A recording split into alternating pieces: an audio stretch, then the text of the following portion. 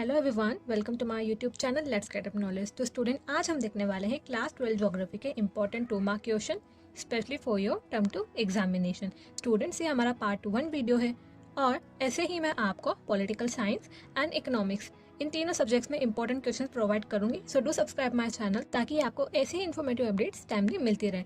तो चलिए शुरू करते हैं आज का video. Chapter number 6 secondary activities. अब हम इस चैप्टर के इंपॉर्टेंट 2 मार्क क्वेश्चन देखेंगे। So question number 1, how does transport and communication play an important role in the development of industries.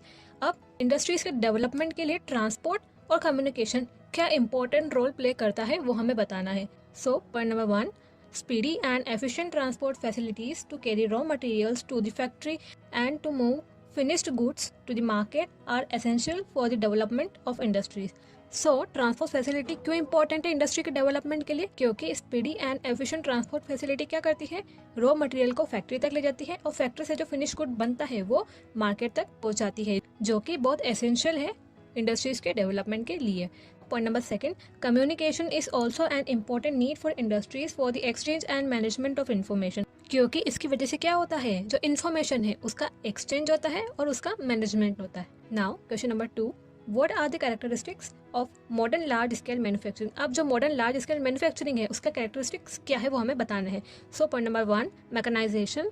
Point number 2, technological innovations. Point number 3, organisational structure and stratification groups. Point number 4, uneven geographical distribution. Now, question number 3, why are the large integrated steel industries located close to the source of raw material? Give reason. मतलब जो बड़ी बड़ी steel industries है वो जहाँ पर raw material का source मिलता है वहीं क्यों सिचुएटेड होती है, उसका हमें रीजन देना है। So steel industries are located near the source of raw material because it saves transport cost at places where raw materials can be easily brought. क्योंकि पास में है तो उनको रॉ मटेरियल इजीली मिल जाएगा जिससे उनकी ट्रांसपोर्ट कॉस्ट बच जाएगी। That's why. Now question number 4, classify the industries on the basis of raw material. अब इंडस्ट्रीज को हमें रॉ मटेरियल के बेसिस पे क्लासीफाई करना है। सो इसका क्लासिफिकेशन कुछ इस तरीके से है। पॉइंट नंबर 1 पे है agro based industries, 2nd mineral based industries, 3rd chemical based industries, 4th forest based industries and 5th animal based industries. Fine. Now question number 5, which is the leading steel producing region of Germany? Mention any 2 problem of this region. अब जो Germany है वहाँ का leading steel producing reason कौन सा है और वहाँ की 2 प्रॉब्लम हमें मेंशन करनी है जो उस रीजन में हो रही है। सो देखते हैं हम इसका answer. Ruhr region is a leading steel producing region of Germany. तो कौन सा रीजन? Ruhr reason. अब इस रीजन की प्रॉब्लम क्या है वो हमें बतानी है। So point number 1, industrial waste. Point number 2, pollution. And point number 3, iron ore exhausted, मतलब आयरन ओर खत्म हो चुके हैं। सो ये कुछ प्रॉब्लम है उस रीजन की। Now question number 6, agri business farms are mechanised and large in size, explain this statement. अब जो एग्री बिजनेस फार्म्स है वो मैकेनाइज्ड होते हैं और साइज में बड़े होते हैं, तो इस स्टेटमेंट को हमें एक्सप्लेन करना है। सो इसका आंसर देखते हैं हम। Point number 1, since agri business farms are commercial in nature that is why they are large and mechanised. क्योंकि क्या होता है, जो एग्री बिजनेस फार्म्स है वो नेचर में कैसे होते हैं, कमर्शियल नेचर के होते हैं। दैट्स वाई वहाँ पे क्या होता है, जो फार्म्स है वो लार्ज साइज के होते हैं और मैकेनाइज्ड होते हैं। और इसका एग्जाम्पल क्या क्या है, टी स्टेट और coffee state etcetera. Fine. Now question number 7, define the term Technopolis. अब जो टर्म है टेक्नोपोलिस वो क्या होती है वो हमें बताना है। सो इसका आंसर देखते हैं हम। High tech industries which are regionally concentrated. High tech industry means ऐसी इंडस्ट्री जिसमें हाई टेक्नोलॉजी यूज होती है, वो जो कि रीजनली कंसंट्रेटेड होती है और खुद को सेल्फ सस्टेन करती है और हाईली स्पेशलाइज्ड होती है, उसे हम क्या कहते हैं, टेक्नोपोलिस कहते हैं। और इसका एग्जांपल क्या है, Silicon Valley near San Francisco. Fine. Now question number 8, what is household industry. अब जो हाउस होल्ड इंडस्ट्री होती है वो क्या होती है। So point number 1, it is the smallest manufacturing unit. ये क्या होती है, सबसे छोटी मैन्युफैक्चरिंग यूनिट होती है। Now point number 2, the craftsman use local raw materials and simple hand tools to produce everyday goods in their homes. अब जो क्राफ्टमैन होते हैं वो क्या करते हैं, लोकल रॉ मटेरियल यूज करते हैं और जो एवरीडे यानी रोजाना जो गुड्स बनाते हैं वो सिंपल हैंड टूल से ही बनाते हैं। और कहाँ पर, इन देयर होम्स, उनके घरों में, with the help of their family members और पार्ट टाइम लेबरर्स। और किसकी हेल्प से, फैमिली मेंबर्स की हेल्प से और जो पार्ट टाइम लेबर होते हैं उनकी हेल्प से। Fine. Now question number 9, mention any 2 examples of basic industry. अब जो बेसिक इंडस्ट्री है उसके 2 एग्जांपल्स देने हैं हमें। सो क्या है इसके एग्जांपल। तो point number 1, iron and steel industry. Point number second, chemical industry. Okay. Now question number 10. What are 3 subsectors of cotton textile industry? अब जो कॉटन टेक्सटाइल इंडस्ट्री है उसके 3 सब सेक्टर्स कौन कौन से वो हमें बताने हैं. सो उसके 3 सब सेक्टर कौन कौन से हैं? Point number 1 handloom, point number 2 powerloom and point number 3 mills. Okay. Now chapter number 7 tertiary and quaternary activities. अब हम इस चैप्टर के इंपॉर्टेंट 2 मार्क क्वेश्चन देखेंगे. Question number 11, what is meant by tourism. अब टूरिज्म क्या होता है वो हमें बताना है. So tourism is travel undertaken for the purpose of recreation, मतलब एंजॉयमेंट रादर देन बिजनेस. जो टूरिज्म है वो क्या होता है? ऐसा ट्रैवल होता है जो किस पर्पस से किया जाता है? For the purpose of recreation, यानी एंजॉयमेंट के पर्पस से किया जाता है rather than business. Fine. Now question number 12, what are economic activities. अब जो इकोनॉमिक एक्टिविटीज है वो क्या होती है? So point number 1, economic activity can be defined as any activity which results in production and distribution of goods and services. मतलब economic activity एक ऐसी एक्टिविटी होती है जिसमें क्या होता है? गुड्स एंड सर्विसेज का प्रोडक्शन और डिस्ट्रीब्यूशन होता है. Fine. Point number 2, they are undertaken by people to satisfy their economic needs. अब इस एक्टिविटी को क्यों करा जाता है by the people? To satisfy their economic needs, ताकि वो उनकी जो इकोनॉमिक नीड्स है उसको सेटिस्फाई कर सके या फुलफिल कर सके. That's why. Now question number 13, what is wholesale trading service. अब जो होलसेल ट्रेडिंग सर्विस होती है वो क्या होती है? तो point number 1, wholesale trading constitutes bulk business. क्या होता है? बल्क बिजनेस होता है through numerous intermediary merchants and supply houses and not through retail stores. किसके थ्रू होता है? जो बहुत सारे इंटरमीडियरी मर्चेंट्स होते हैं उनके थ्रू और सप्लाई हाउसेस के थ्रू होता है ये बिजनेस. पर किसके थ्रू नहीं होता है? ये रिटेल स्टोर्स के थ्रू नहीं होता है.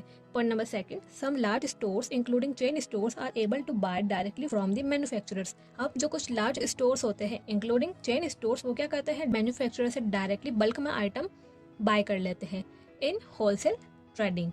Fine. Now question number 14, define the term tertiary activities. मतलब इस टर्म को हमें डिफाइन करना है कि टर्शरी एक्टिविटीज क्या होता है.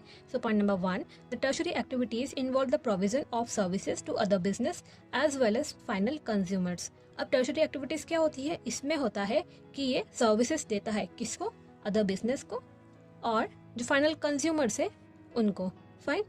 नाउ पॉइंट नंबर 2, सर्विसेज में इन्वॉल्व, और इसमें कौन कौन सी सर्विसेज इन्वॉल्व होती है? Transport, distribution and sale of goods from producers to a consumer as में happen in wholesale and retail. जैसा कि होलसेल और रिटेल में होता है. और में involve the provision of service such as in pest control और एंटरटेनमेंट. और इसमें कैसी सर्विस में इन्वॉल्व हो सकती है? जैसे कि पेस्ट कंट्रोल में होती है वैसी, और जो एंटरटेनमेंट में हमें मिलती है वैसी सर्विसेज भी इसमें इन्वॉल्व होती है.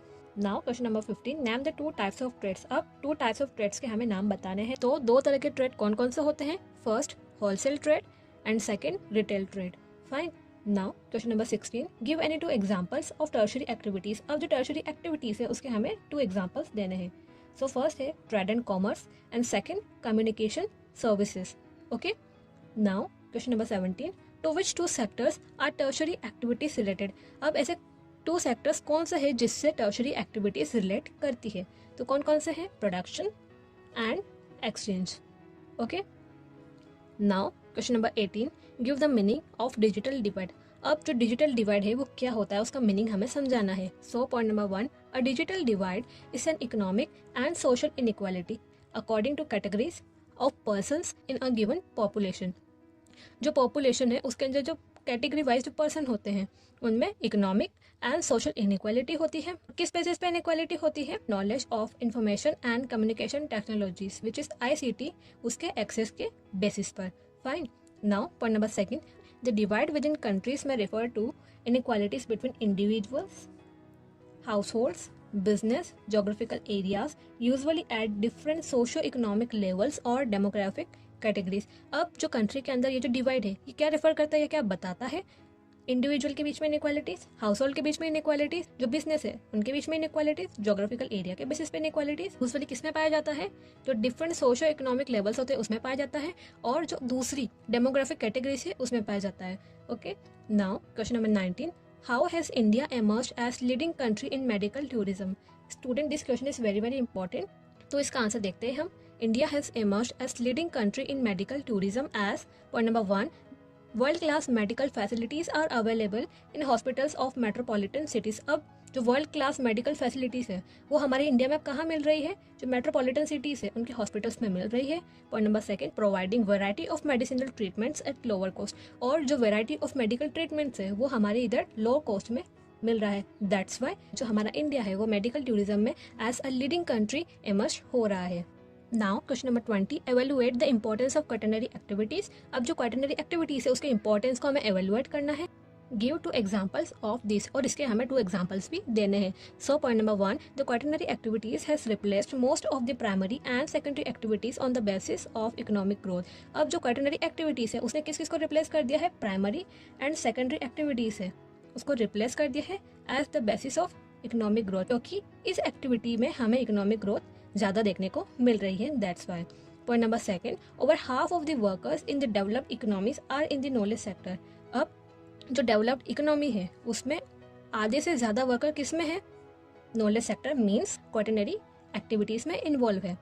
और 2 examples of quaternary activities are, और जो क्वाटरनरी एक्टिविटीज़ है उसके 2 एग्जाम्पल्स ये है, collection of information and production of information. ये क्वाटरनरी एक्टिविटीज़ के 2 एग्जाम्पल है। Now chapter 8, transport and communication. अब हम इस चैप्टर के इंपॉर्टेंट 2 मार्क क्वेश्चन देखेंगे। So question number 21, what is the meaning of transport and transport network. अब ट्रांसपोर्ट और ट्रांसपोर्ट नेटवर्क, इसका हमें मीनिंग बताना है in our answer. So transport क्या होता है, ट्रांसपोर्ट इज अ सर्विस और facility for carrying persons and goods. So transport क्या होती है, किसी सर्विस होती है और फैसिलिटी जो कि क्या करती है, पर्सन और गुड्स को कैरी करती है from one place to other, एक प्लेस से दूसरी प्लेस तक पर्सन और गुड्स को पहुंचाती है, using humans, animals and different kinds of vehicles like car, motorcycle etcetera. Transport network देखते हैं कि ट्रांसपोर्ट नेटवर्क क्या होता है। सो सेवरल प्लेसेस और nodes join together by a sense of routes or links to form a pattern which permits vehicular movement or flow of some commodity is called transport network। अब transport network क्या होता है, several places, जिन्हें क्या बोला गया है, nodes, जो किसे ज्वाइन करते हैं, रूट्स को ज्वाइन करते हैं, विच इज लिंक, और क्या बनाते हैं, एक पैटर्न बनाते हैं जिसके अंदर जो व्हीकल है वो उनका मूवमेंट होता है, और उस मूवमेंट में वो क्या करते हैं, कमोडिटी को ले जाते हैं from one place to another. तो ये क्या होता है, transport network. Fine. Question number 22, on what factors does the navigability of inland waterways depend. अब किस किस फैक्टर पे जो इनलैंड वाटरवेज है उसकी जो नेविगेबिलिटी है वो डिपेंड करती है। Fine. So point number 1, the navigability of inland waterways depends on the width by stabilising the river banks and increase depth by regular dredging. So जो इनलैंड वाटरवेज है उस पर जो नेविगेबिलिटी होती है वो किस पर डिपेंड करती है, on the width by stabilising the river banks. किस पर डिपेंड करती है, विड्थ पर डिपेंड करती है, चौड़ाई पर डिपेंड करती है, by stabilising the river banks and increasing depth by regular dredging. Regular dredging करा के, यानी उसकी रेगुलर साफ सफाई करा के उसकी डेप्थ को इंक्रीज करना।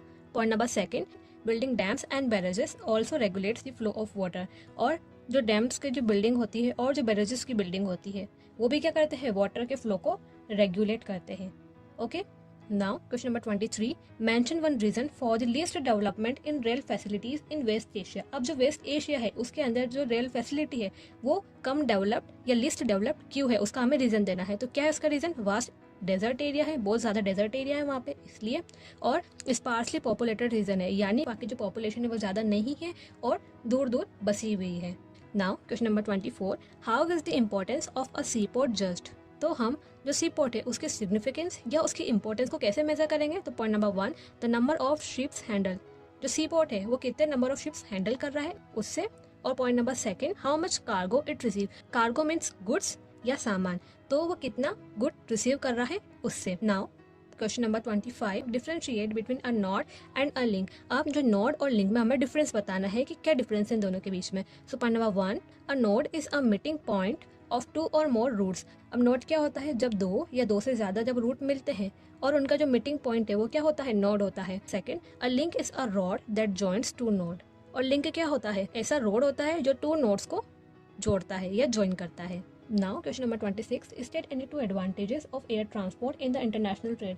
अब जो इंटरनेशनल ट्रेड होता है उसमें जो एयर ट्रांसपोर्ट है उसके 2 एडवांटेजेस हमें बताने हैं। तो क्या एडवांटेजेस होते हैं एयर ट्रांसपोर्ट के इन द इंटरनेशनल ट्रेड। तो point number 1, air transport is the fastest means of transport. Air transport क्या होता है, फास्टेस्ट मीन्स ऑफ ट्रांसपोर्ट है।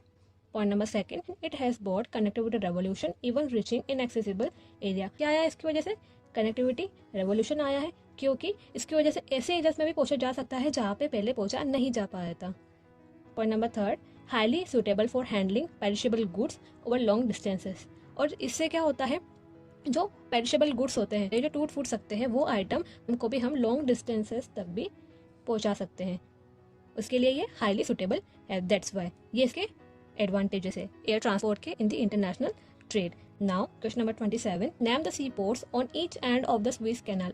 अब जो स्विस कैनाल है उसके एंड पे जो सी पोर्ट्स है वो बताने हैं हमें उनके नाम। सो नॉर्थ में कौन सा सी पोर्ट है? Port Said. और साउथ में कौन सा सी पोर्ट है? Port Suez. फाइन।